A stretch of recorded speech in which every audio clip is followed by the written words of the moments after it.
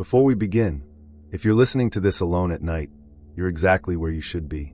Subscribe and turn on notifications for more true horror stories, disturbing encounters, and unexplained events uploaded every day. Now lock your doors, turn off the lights, and let's get into tonight's stories.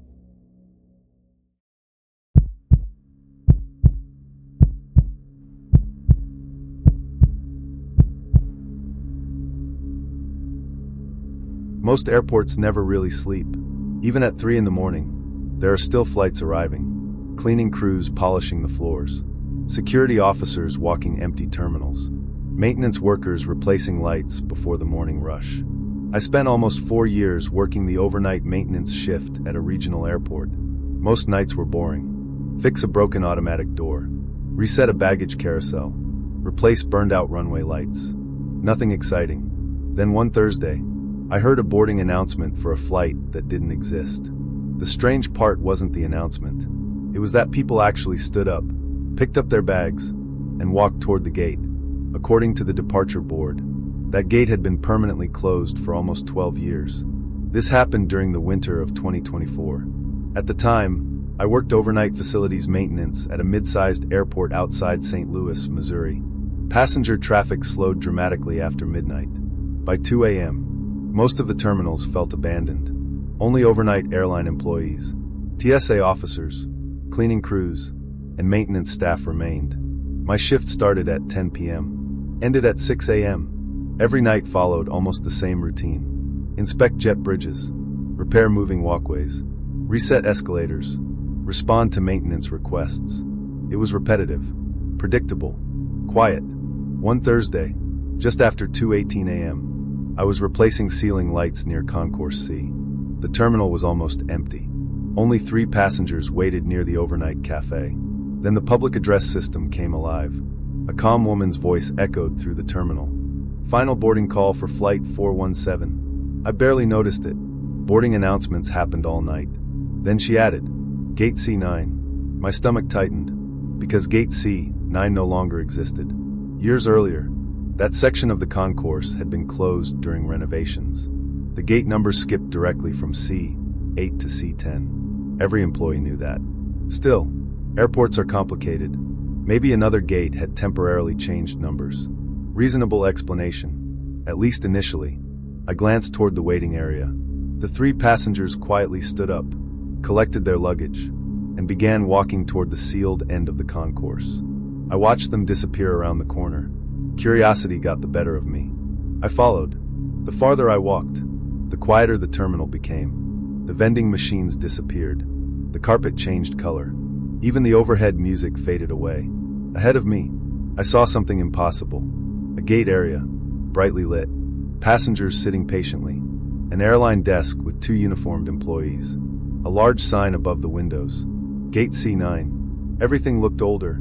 The airline logo hadn't been used in years. The departure monitor displayed green text on a black screen. Not the modern digital displays used throughout the airport. A gate agent smiled politely. Boarding will begin shortly. I froze. I think I'm in the wrong terminal. She tilted her head. No, you're exactly where you're supposed to be. A boarding pass printer beside her suddenly activated. A single boarding pass slid onto the counter. She picked it up, looked at it, then held it toward me. My full name appeared on the ticket.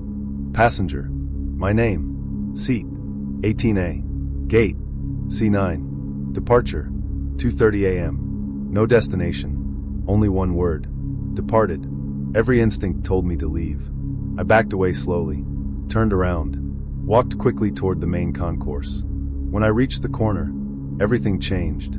The gate vanished. The hallway ended at a locked construction wall. Only gates C8 and C10 remained. Exactly as they always had. The next morning, I asked one of the senior electricians if Gate C9 had ever existed. He became unusually quiet, then asked, Did they announce Flight 417? I hadn't mentioned the flight number. He sighed. Years earlier, before I started working there, Flight 417 had been scheduled to depart from Gate C9 during the airport renovation period. The flight never left.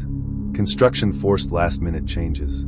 Eventually, both the flight number and the gate designation disappeared from airport schedules. Most employees forgot about them. Mostly, the strange announcements continued. Not every night, only once every few weeks. Always around 2:18 a.m. Always for Flight 417. Always from Gate C9. Security eventually reviewed archived audio logs. The announcement never appeared in the airport recording system. Yet every overnight employee remembered hearing it. Months later, construction crews demolished the old sealed section beyond Concourse C. Behind one temporary wall, they discovered an abandoned gate area, old airline counters, outdated departure monitors, rows of faded blue seats, everything covered in dust. Mounted above the boarding door, one sign remained untouched. C9. Inside a locked desk drawer, workers found an unused stack of boarding passes. Blank. Except for one. Already printed. Passenger name. Mine. No one could explain how it got there. I certainly couldn't.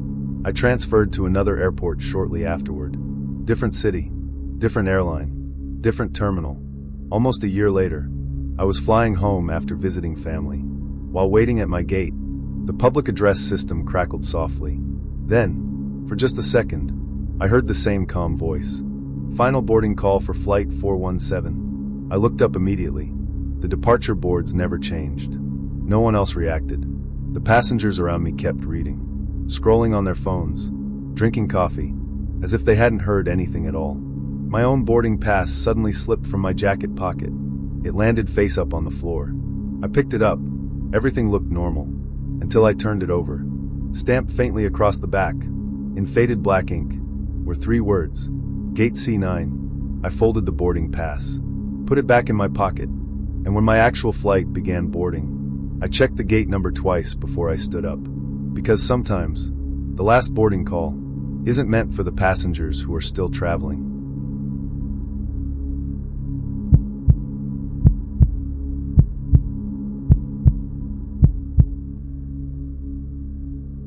Working overnight in an airport teaches you one important rule. Every suitcase belongs to a flight. Every flight has a manifest. Every bag has a barcode. Nothing reaches baggage claim unless an airplane actually lands. That's how the system works. Or at least, that's how it was supposed to work. The airport where I worked had 6 baggage carousels. After the final arrivals, every one of them shut down automatically, except Carousel 4. Every night, at exactly 3:11 a.m., it started by itself. The conveyor belt would run for exactly 4 minutes. And every night, one black suitcase appeared. The problem was, there wasn't a single flight scheduled to arrive at that hour. This happened in the spring of 2024. I worked overnight operations for a regional airport outside Atlanta, Georgia. Most passengers never see the areas behind baggage claim. Miles of conveyor belts, barcode scanners, sorting machines. Everything is automated. Every suitcase is tracked from the moment it's checked in until it reaches the carousel. There aren't supposed to be surprises. My shift started at 11 p.m. By 2 a.m., the last commercial arrival had already unloaded. The baggage system entered standby mode. The terminal became almost silent. One Monday morning, I heard Carousel 4 start moving. I assumed a delayed bag had arrived. Reasonable enough, at least initially. I walked into baggage claim. The hall was empty. No passengers. No airline staff. Just the steady hum of the conveyor belt. 30 seconds later, a single black suitcase emerged from behind the rubber curtains. It completed one slow circle around the carousel. Then another. Then another. No one came to claim it. I checked the barcode. The scanner displayed an error. Flight not found. Strange.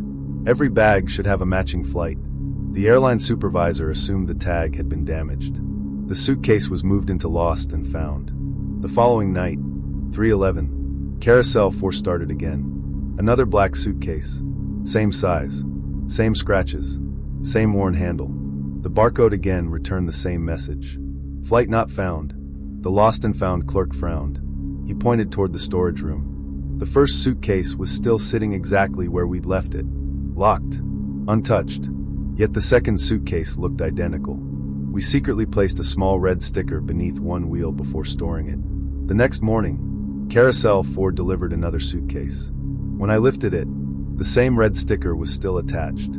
My blood immediately ran cold, because the original suitcase had never left the locked storage room. Airport police opened the luggage. Inside, Everything looked perfectly ordinary.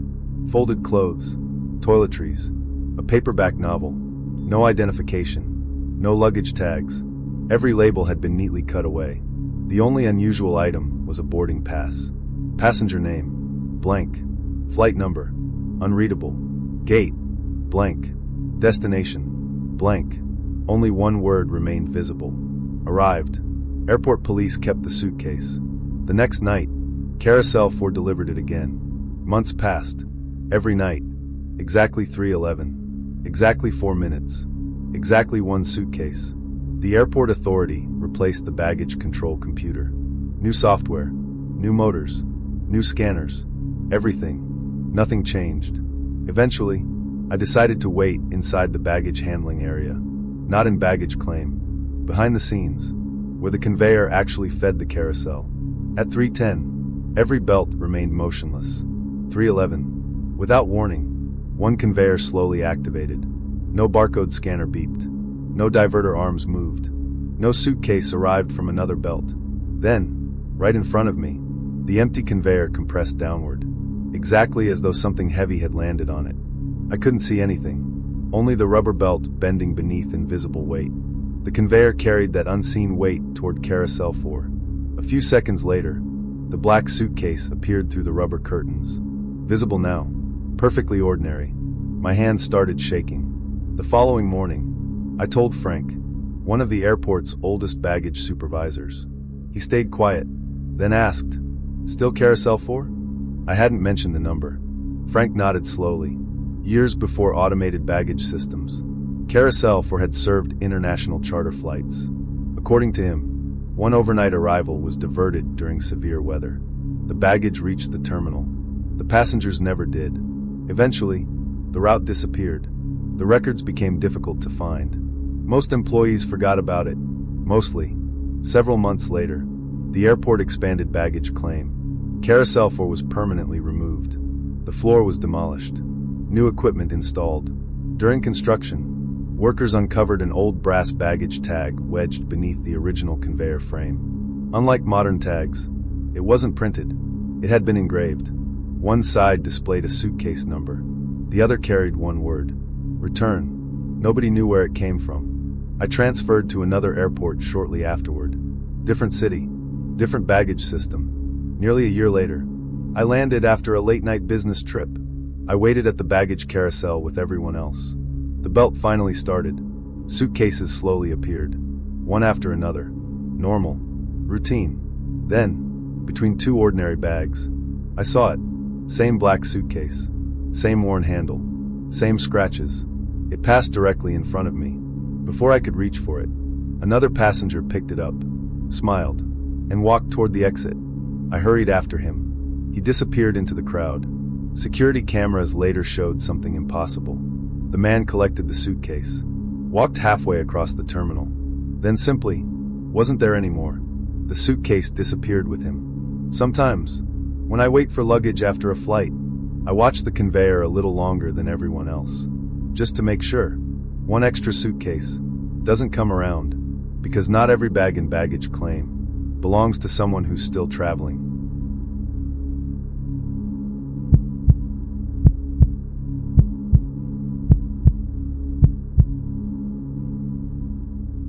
If you've ever spent the night in an airport, you've probably seen people sleeping across rows of seats.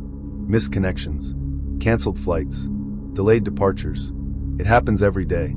As a night cleaner, part of my job was waking passengers whenever a section needed to be cleaned. Most people apologized, gathered their bags, moved to another gate. Simple. Routine. Then I started waking the same man. Every hour, at a different gate. The strange part wasn't that he kept moving. The strange part was, security cameras proved he never actually walked there. This happened during the winter of 2023. I worked overnight custodial services at an international airport outside Denver, Colorado. My shift ran from 10 p.m. until 6 a.m. After midnight, the terminals became strangely peaceful. The loud crowds disappeared. Only scattered travelers remained. Some waiting for early flights, some sleeping through overnight layovers, and employees like me, keeping the airport clean until sunrise. Every hour, I followed the same route.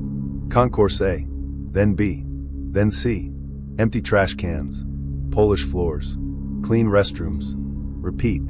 Around 12:40 a.m. I found a man asleep near gate B, 18. Gray jacket, small black backpack, boarding pass tucked inside his passport. I gently tapped the armrest. Sir, I need to clean this section. He slowly opened his eyes, smiled politely. Sorry, I'll move. He stood, picked up his backpack, walked toward the main corridor. I continued cleaning. An hour later, I reached gate B, 27, nearly half a mile away. The same man slept across another row of seats. Same jacket, same backpack, same boarding pass. I frowned. Maybe he'd simply walked there while I cleaned. Reasonable enough, at least initially. I woke him again. He gave the same smile, said the exact same words. Sorry, I'll move, then walked away. Something about it felt rehearsed.